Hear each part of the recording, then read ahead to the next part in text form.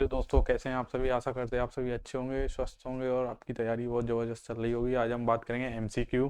तो हम एमसीक्यू की सीरीज लेके आए हैं 40 एमसीक्यू की, क्योंकि एसआई में पॉलिटी का वेटेज ज़्यादा है, तो उसमें 13 से 15 क्वेश्चन के बीच में पॉलिटी के ही पूछे जाते हैं। तो हम इसको देखेंगे सीरीज वाइज, स्पीड में देखते हुए चलेंगे, जो इंपॉर्टेंट फैक्ट वगैरह रहेंगे वो भी देखते हुए चलेंगे। तो पहला क्वेश्चन है, संविधान सभा का गठन किस योजना से हुआ था। संविधान सभा का गठन किस योजना के तहत हुआ था, आप लोग ये बताएंगे, कमेंट करते रहेंगे। तो किस योजना के तहत हुआ था? कैबिनेट मिशन योजना। किसके तहत हुआ था? कैबिनेट मिशन योजना। किसके तहत हुआ था? कैबिनेट मिशन योजना के तहत। नेक्स्ट देखते हैं, संविधान सभा के अंतरिम अध्यक्ष कौन थे? अंतरिम अध्यक्ष 9 दिसंबर। कब? 9 दिसंबर को। कौन थे? सच्चिदानंद सिन्हा। नेक्स्ट देखते हैं, संविधान सभा के स्थायी अध्यक्ष ये कब? स्थायी अध्यक्ष कौन थे? डॉक्टर राजेंद्र प्रसाद। दूसरी बैठक।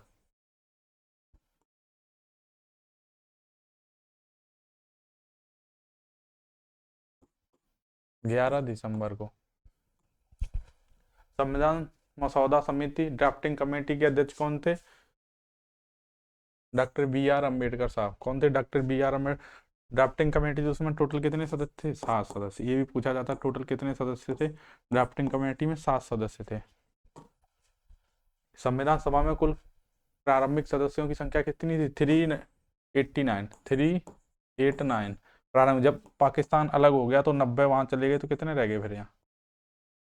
299। कितने रह गए? 299। 90 हटा दो इसमें, ऐसे करके कर लो। 9 बचे, 18 9 ऐसे। संविधान सभा की पहली बैठक कब हुई थी? पहली बैठक संविधान सभा 9 दिसंबर 1946 को हुई थी, जिसमें सच्चिदानंद सिन्हा, पीछे हम देख के आए, अध्यक्ष नामित किए गए।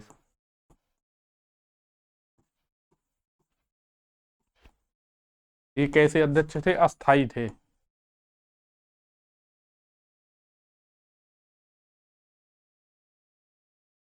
स्थायी अध्यक्ष कौन थे? डॉक्टर राजेंद्र प्रसाद। संविधान कब अंगीकृत किया गया? अंगीकृत पूछ रहा है ये तो। कब किया गया? 26 नवंबर 1949 को। अंगीकृत क्या? अंगीकृत कहे या अधिनियमित कहे, बात एक ही है। या अंगीकृत या अधिनियमित। अधिनियमित भी लिख सकता, तो आपको क्या लगाना? 26 नवंबर 1949। लागू पूछे तो 26 जनवरी 1950। हमारा देश कब गणतंत्र बना? 26 जनवरी। गणतंत्र पूछे 26 का लगाएंगे? 26 जनवरी 1950। गणतंत्र पूछे या लागू पूछे।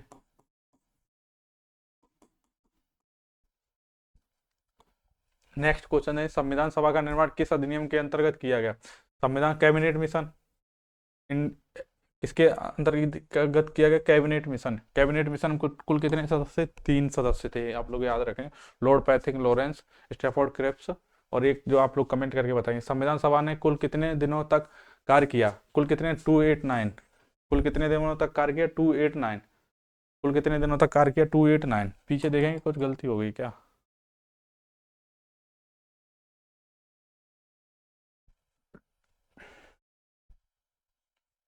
यहाँ पे सही था। कितने दिन कार्य किया? 289 दिन। 2 वर्ष 11 माह 18 दिन। कितना? 2 वर्ष 11 माह 18 दिन, ये पूछा जाता है। 2 वर्ष 11 माह 18 दिन।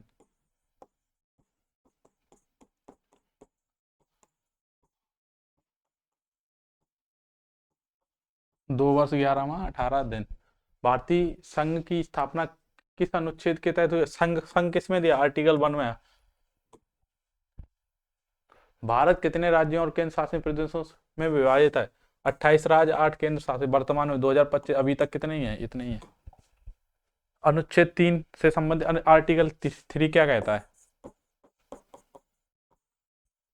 आर्टिकल 3 कहता है, जो राज्य वगैरह उनकी सीमा, नाम वगैरह भौगोलिक सीमा में परिवर्तन कर सकता है, यानी कि संसद परिसीमन कर सकती है। क्या कर सकती है? परिसीमन कर सकती, नाम में चेंज कर सकती। 2 राज्य हैं, उनकी कुछ सीमा को लेकर एक नया राज्य का गठन कर सकती है। तो ये आर्टिकल किसके तहत है? 3 के तहत है।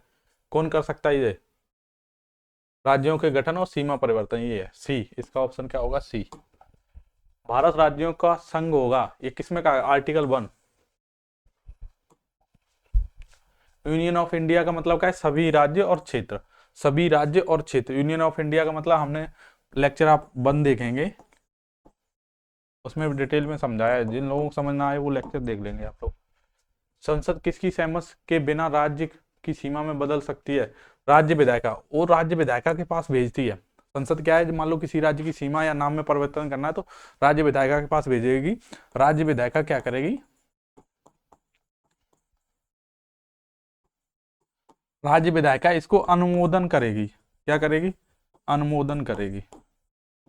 मान लो राज्य विधायिका ने अनुमोदन करके नहीं भेजा, तो मान लो उसने कहा कि सीमा में नाम में परिवर्तन नहीं करना चाहिए, इसने नहीं कर दिया, तो ये बाध्यकारी नहीं है कि ये इसकी बात को माने, संसद इसकी बात को माने। संसद इसकी बात को मानने के लिए कैसा है, बाध्यकारी नहीं है। तो अनुमोदन सीमा में, राज्य की सीमा में बदल सकती है बगैर इसकी, अगर सहमति नहीं है तब भी ये बदल सकती है, क्योंकि ये जो सहमति नहीं दे रही वो इसके क्या, संसद पे क्या है, बाध्यकारी नहीं है। अगर बाध्यकारी होती तो इसके बगैर अनुमति के नहीं बदल सकते थे। नए राज्यों को शामिल करने का अधिकार किसे है, संसद को है। किसको है, संसद को। किस अनुच्छेद के तहत केंद्र सरकार नए क्षेत्र अधिग्रहित कर सकती है, किस अधिग्रहित किसके तहत, आर्टिकल 2। आर्टिकल 2 कहता है जो नए, जो इंडिया के क्षेत्र नहीं है, मान लो जैसे सिक्किम पहले इंडिया का भाग नहीं था, तो सिक्किम को इंडिया में 35वें संविधान संशोधन द्वारा मिलाया गया, 36वें संविधान संशोधन द्वारा पूर्ण राज्य का दर्जा दिया गया। तो 35वें संविधान संशोधन द्वारा मिलाया गया, तो किस आर्टिकल के थ्रू, आर्टिकल 2। आर्टिकल 2, आर्टिकल 2 और आर्टिकल 3 में मेजर अंतर यह है कि इसमें जो भी क्षेत्रों की सीमा या गठन किया जाता वो पहले से ही इंडिया के भाग होते हैं, पहले से ही इंडिया के भाग।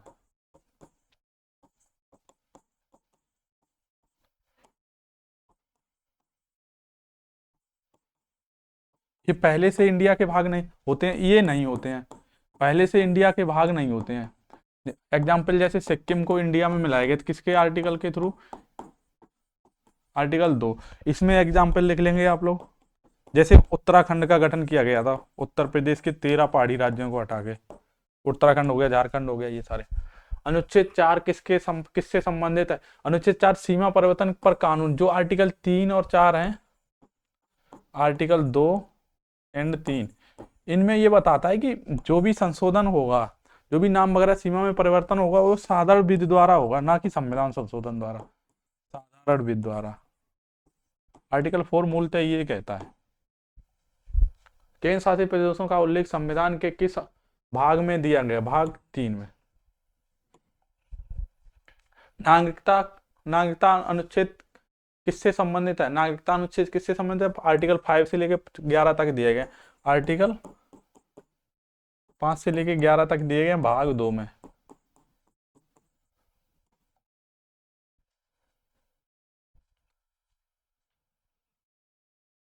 ये सॉरी, केंद्र 8 दिया गया, ये यहाँ पे ये नोट कर देंगे।